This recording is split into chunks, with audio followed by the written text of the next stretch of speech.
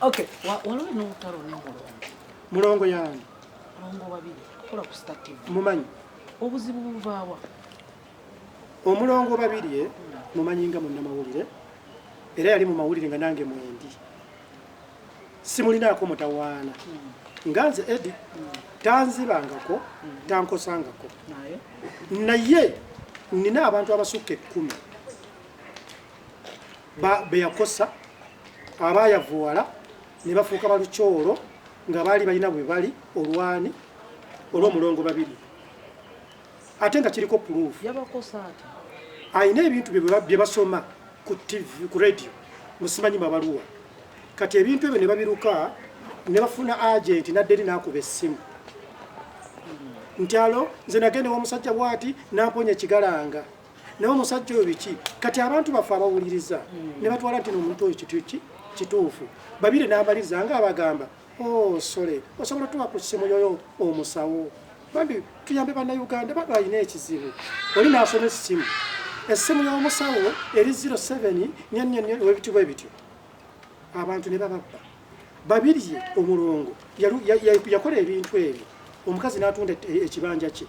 waliwo omukazi omulala n'atunda ennyumba ye omulala yava bulaaya ne bamukuba fulaati n'adda ku zero kapito gali ajje mu ebyo ebintu byabwe bagendamu ebyabakadamu n'adda ku zero lwa muntu omu on top of that abantu bali gye babasindika babeebakako ne babasiiga endwadde kati gwe nekikwatirako wa ndi munnayuganda ataliwo okusasulwa musaala okulwanirira Uganda ndi munnayuganda ayagala bannayuganda okubeera nti buli muntu abeera ki abeera musanyufu abeera happy sinyumirwa kusanga nga okutta essimu yo omuyaya atagimanyi bbeeyi ajja agikunyakuleko agigobe era nze bemulaba nga agikunyakulako bwe mbeera nga nina gaabu mukube emmotoka wangi nkubuulira amazima kati n'ofuna mulongo babiri face to face mugamba ekintu kimwaleko obufere wangi alaali okay kati tugende ku industry because abingi obiseera bisinga bwe mbeera ku online nawo nomutandika okwogera bannayuganda waliwo bye babayigamu waliwo information emu gye muleeta nga naye nga tetundaba kuva ku mulongo babiri nze mbabuulira amazima ŋŋenda kukwata UCC ya Uganda ngitwale mu kooti buzibu ki UCC okukkiriza ebintu ebyo ebyekisiru batalinaako proof okuyita ku mpewo abantu bannayuganda ne babiwuliriza ne batwala ebintu ebyo okuyisa akalango ku TV oba ku radio oba okugaba essimu y'omuntu ku TV oba ku radio UCC ayina okubeera ng'emaze okuyita mu kintu ekyo nti kituufu ekintu kye balanga gye kiri si kya kibbi abantu bonna be babbye mu Uganda nga bayita ku radio zo mu programu zaabo bababirye omulongo nvunaana ekintu eki company gye bayita oba ekitongole kye bayita UCC media mutukola kibannaye at the end of the day it affects media nkuddiramu kimu nze nkukakasa era ndi mukolagana ne balooya bange UCC ngenda gitwala mu kooti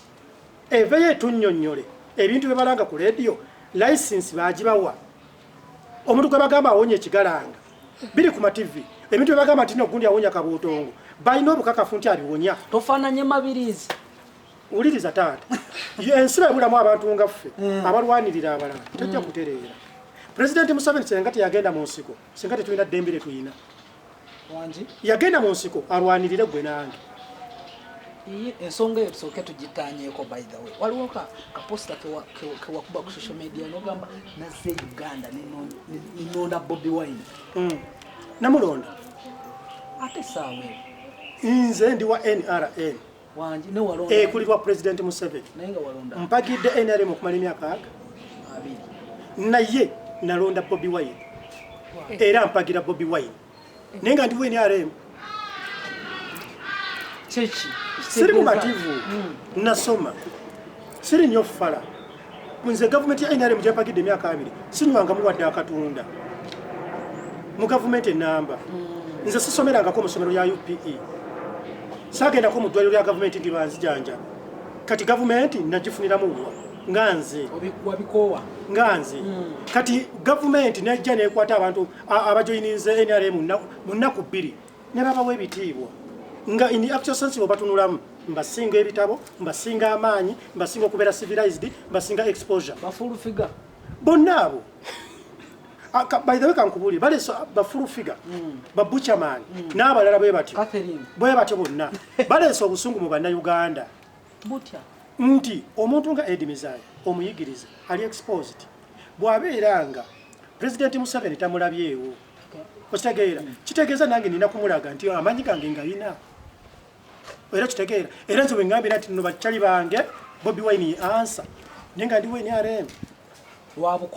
lwabukoowu ebitiibwa fulufiga bye balimu byandibadde bibyo byali byadde byaffe abasoma bali tebasoma wuliriza taata ogenda ku street nosanga abaana balina amadiguri ng'atambudde nga tekoze eki egudde olubege ataasoma atamanyi mugaso gwa bitabo ng'ali mu motoka alina n'abakuumi Catherine yagamba yagala genda mu parliament ya East Africa ayina eddembe lye ajja gifuna wuliriza ayina eddembe lye naye nze njogera ku kiki ku kya gavumenti ya wano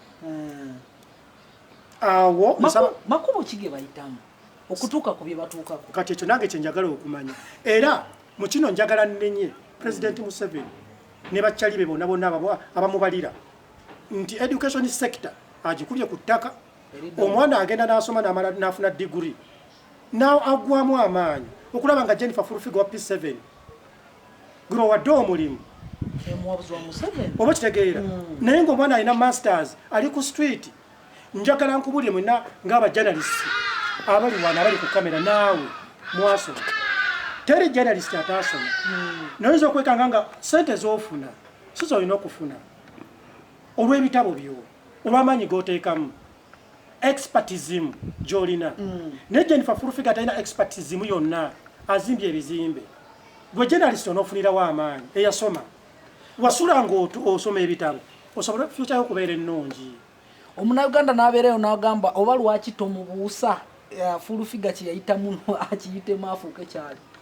anti kati nze essaawa zino sisobola kuyita Fulufiga we yayita kuba nze ndi muyigirize naye ng'omanyi wuliriza ndi muki muyigirize ate ndi exposed okusinga Jennifer Fulufiga emirundi mutwalo nina following